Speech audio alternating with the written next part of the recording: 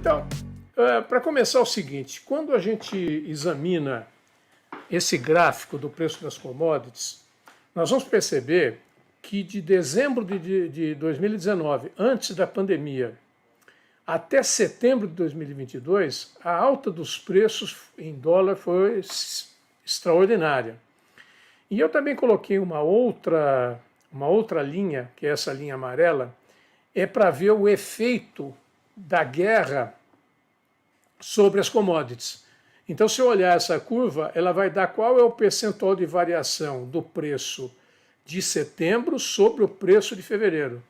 E nós vamos perceber, que, através desse gráfico, que o problema das commodities, em algumas commodities, ela se agravou com a guerra.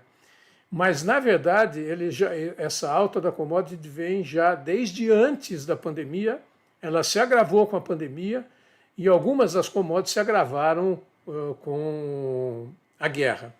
O maior exemplo desse aumento inacreditável, nós temos aqui o gás natural, que subiu 246% no período, e depois da guerra na Ucrânia subiu mais 66,6%.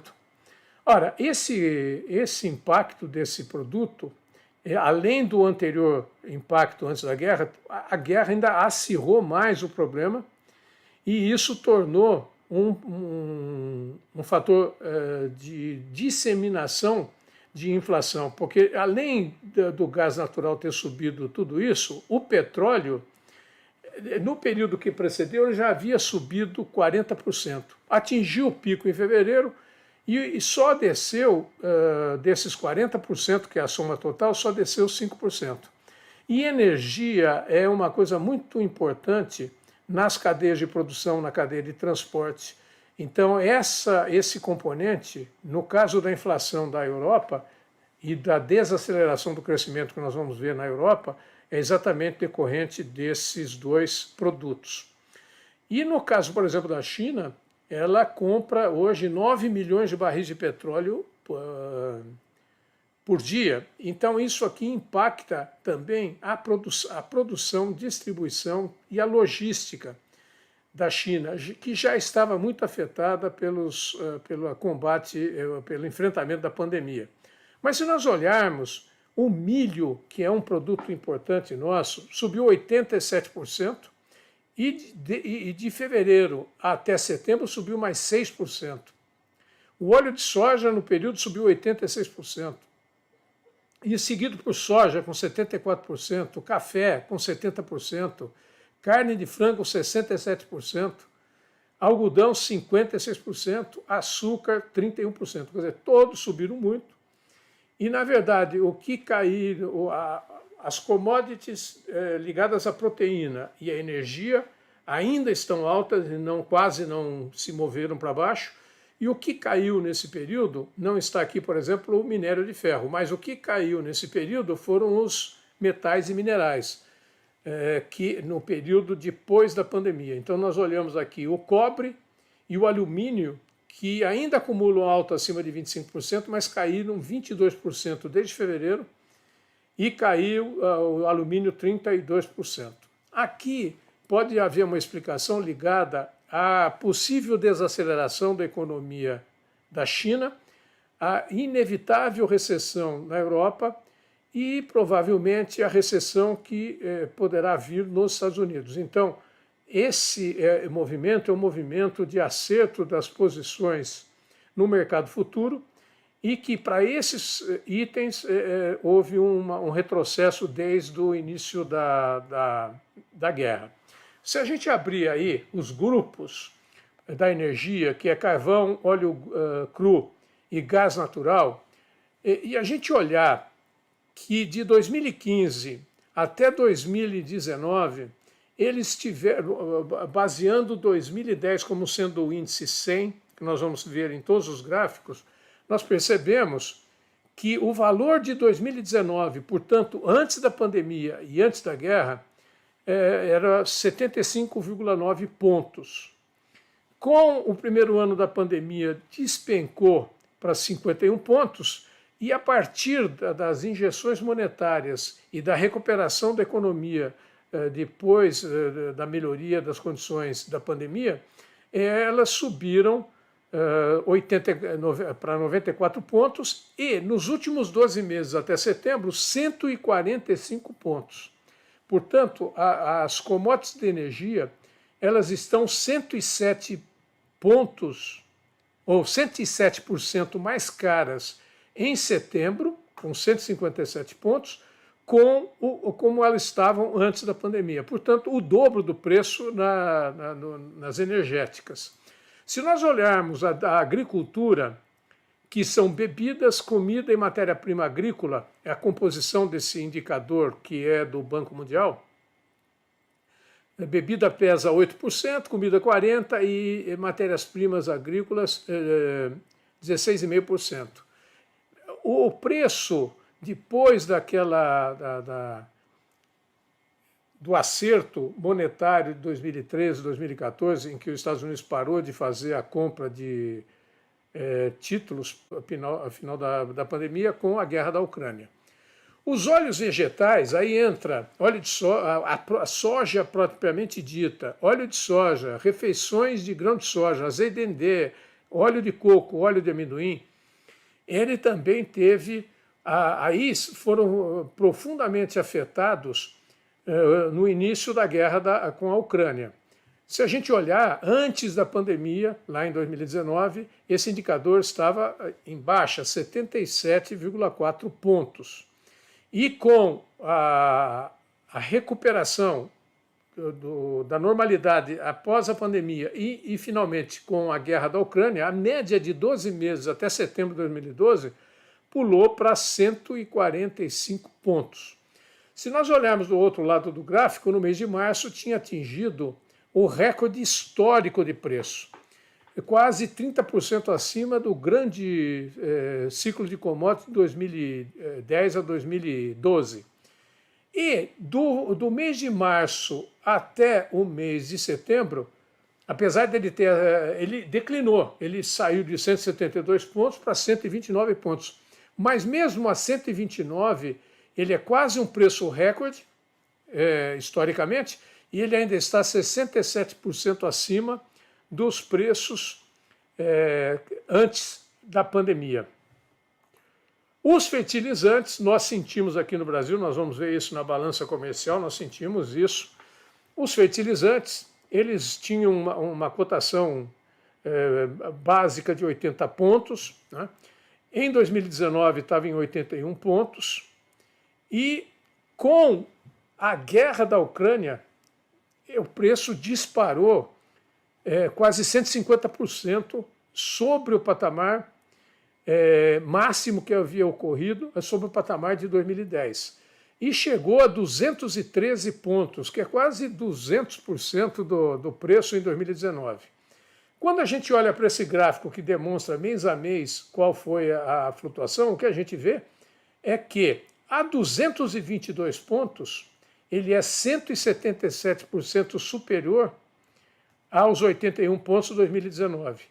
Ele começou a declinar, mas a Rússia, quando ela começa a utilizar, ela começa a fazer do uso do fertilizante, ela começa a restringir quem tem acesso a esse fertilizante, ele baixou até agosto, mas setembro ele voltou a retomar uma alta de preço. E o fertilizante e a energia, eles são dois insumos fundamentais no setor agrícola.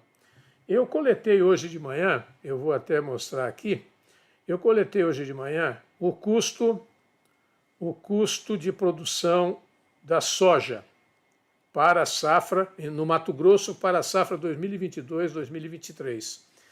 O custo para esse período é R$ 6.860 por hectare.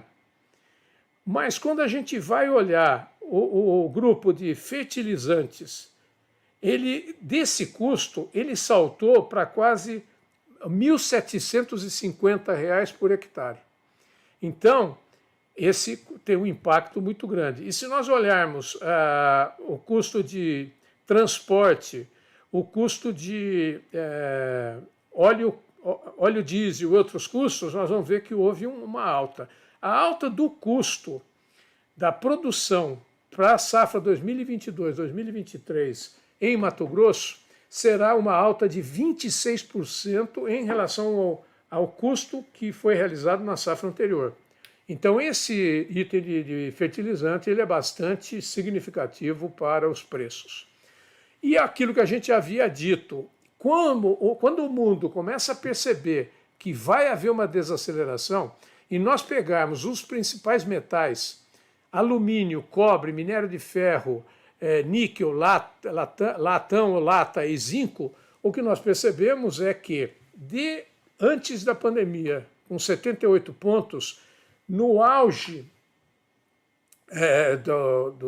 da Guerra da Crimeia, quando explode a Guerra da Crimeia, esses materiais chegam a 141 pontos, quase o dobro. Mas, a partir daí, eles começam a declinar por causa do medo crescente da recessão. E no mês de setembro, eles estão apenas 25% acima dos preços praticados em 2019. Nós vamos ver à frente que o minério de ferro esse ano já teve uma queda substancial do preço médio de janeiro a setembro desse ano com relação a janeiro a setembro do ano passado. Tá?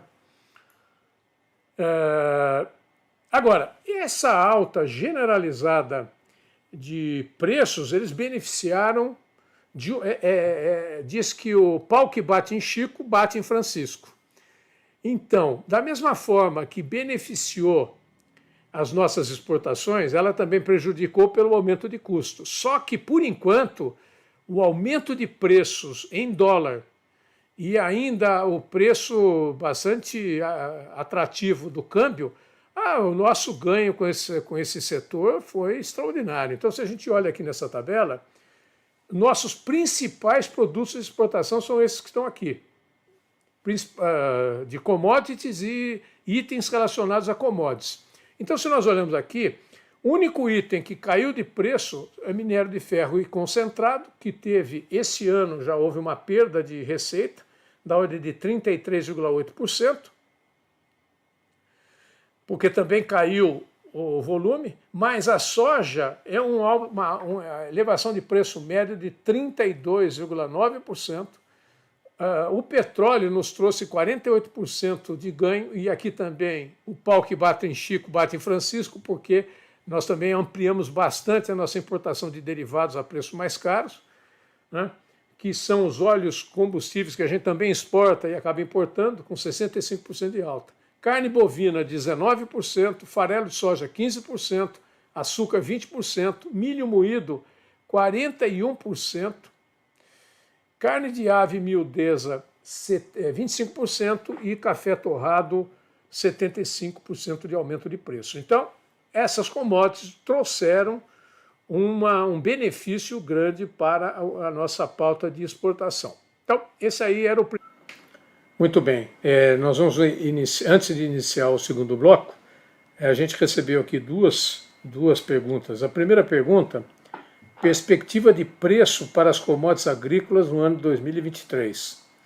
E como a eventual desaceleração da China afetaria a demanda de commodities a nível global? E quais seriam os países mais afetados?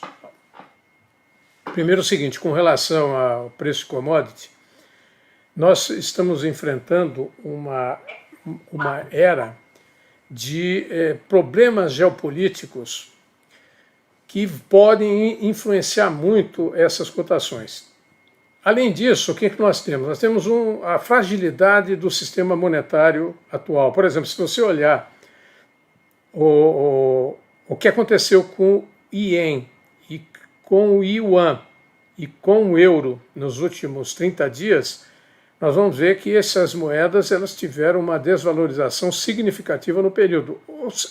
E o objetivo do sistema monetário é que haja um certo equilíbrio entre as moedas para que represente de forma adequada o poder de compra os termos de troca entre os câmbios. Portanto, essa flutuação ela terá consequências que a gente ainda não tem condição de ver a extensão completa. Outra coisa, nós temos uma disputa entre grandes potências em uma ordem que está se tornando, uma ordem mundial que está se tornando multipolar. Nós tínhamos a grande predominância dos Estados Unidos, da hegemonia dos Estados Unidos e dos países aliados. Houve o surgimento da China e da Índia, e agora a Rússia também resolveu se inserir nesse campo, né? Então, essa desordem, e as duas desordens, no sistema monetário e na questão do equilíbrio da hegemonia, ele tem uma frase que resume isso. O período de maior previsibilidade das coisas chegou ao fim. Estamos em uma era de acirramento das disputas pela hegemonia, das incertezas e da volatilidade. Agora, a desaceleração da China, isoladamente, uma desaceleração da China, ela afetaria mais o Brasil, principalmente relacionado ao volume de exportação. O crescimento do volume ou estagnação do volume. Agora, outra coisa é o seguinte: os juros mais altos nos Estados Unidos e na Europa e em outros países, a redução da liquidez e essa queda do ritmo de crescimento global, com certeza em 2023 trarão alguma queda no preço das commodities. Mas não é só no preço das commodities, eles também trarão redução do preço dos ativos, que por sinal a gente está vendo um ensaio já de uns 3 meses para cá, e se essa política de restrição monetária e aumento de juro ela for para valer, nós também vamos ver uma retração de fluxos de capitais para o Brasil. E isso, só para lembrar, quando houve uma queda de preço das commodities entre 2002 e 2015, levou o Brasil a uma longa recessão, e erros na condução da política econômica causaram um estrago fiscal que a gente colhe até hoje. Portanto, essa pergunta, quais as perspectivas para as commodities, é de uma incerteza bastante significativa.